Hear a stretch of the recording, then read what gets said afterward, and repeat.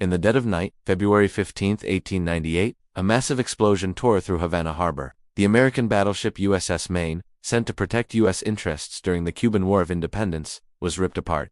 266 American sailors lost their lives.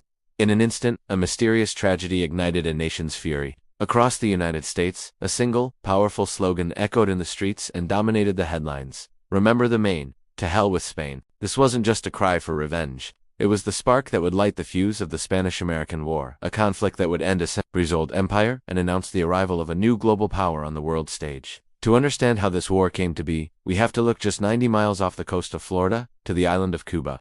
For years, Cuban revolutionaries had been fighting a brutal war for independence from Spanish colonial rule. The Spanish response was merciless. General Valeriano Weyler, nicknamed the Butcher, implemented a policy of reconcentration.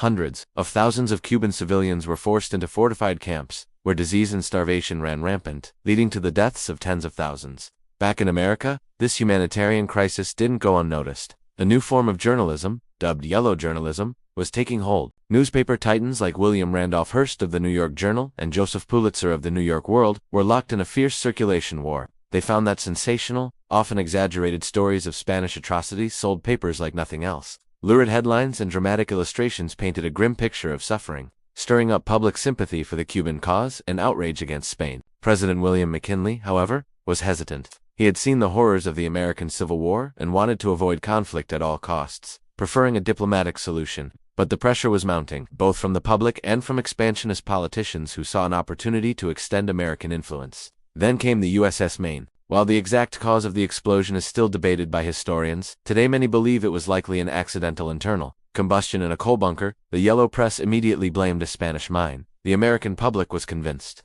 The demand for war became unstoppable. McKinley, seeing no other path, asked Congress for a declaration of war. On April 25, 1898, it was official. The United States was at war with Spain. Interestingly, the first major battle of the war didn't happen anywhere near Cuba. It took place halfway around the world, in the Philippines, another Spanish colony fighting for its independence. On May 1st, Commodore George Dewey led the U.S. Asiatic Squadron into Manila Bay, in a stunning display of naval superiority. Dewey's modern steel ships completely annihilated the aging Spanish fleet in a matter of hours.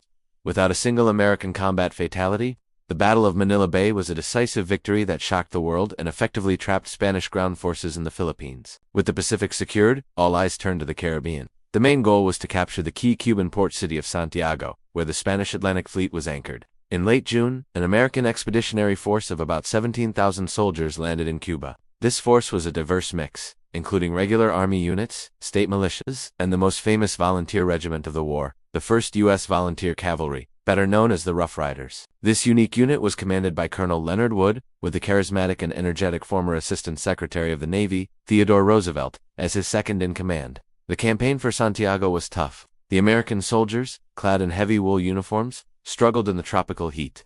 They faced supply shortages and the constant threat of diseases like malaria and yellow fever, which would ultimately claim more American lives than Spanish bullets. The key to taking Santiago lay in capturing the high ground surrounding the city.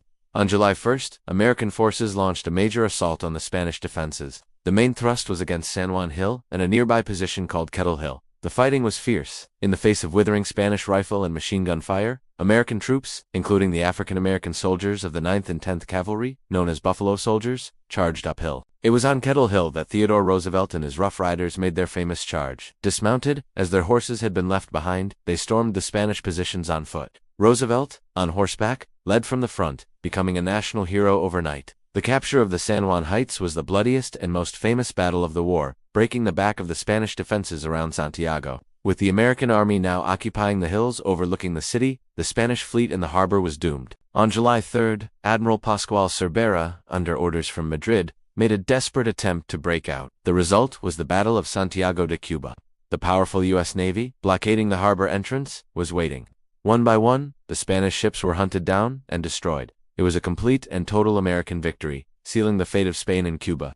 A few weeks later, American forces also invaded and quickly secured Puerto Rico with little resistance. Facing utter defeat on every front, with its navy destroyed and its colonies lost, Spain had no choice but to sue for peace. On August 12, 1898, just over 3 months after it began, the fighting stopped. John Hay, the U.S. ambassador to the United Kingdom, famously called it a splendid little war. The official end came with the Treaty of Paris.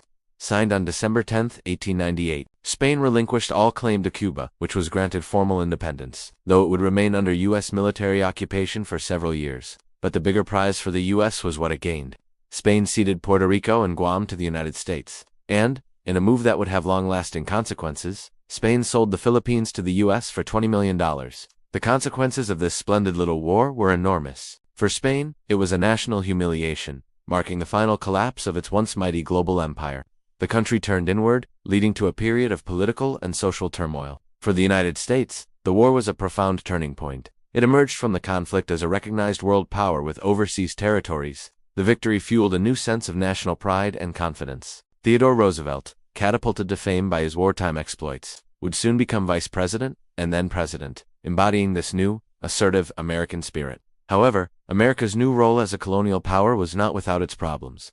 The decision to annex the Philippines was highly controversial back home, sparking a debate between imperialists and anti-imperialists. More significantly, the Filipino people, who had fought alongside the Americans to oust the Spanish, had expected independence, not a new colonial master. When it became clear the U.S. intended to stay, they turned their guns on the American forces. The result was the brutal and bloody Philippine-American War, a conflict that lasted for years and cost hundreds of thousands of lives, casting a dark shadow over the victory of 1898. In the end, the Spanish-American War, though short, reshaped the global map. It was the end of an old empire and the dramatic beginning of a new one. The explosion of the USS Maine didn't just sink a battleship, it launched the United States onto the world stage, setting the course for the American century and creating a complex legacy that America and the world continue to grapple with to this day. Thank you for watching. If you found this journey into history interesting, please like this video, subscribe to our channel, and hit the notification bell to join us for our next exploration of the past.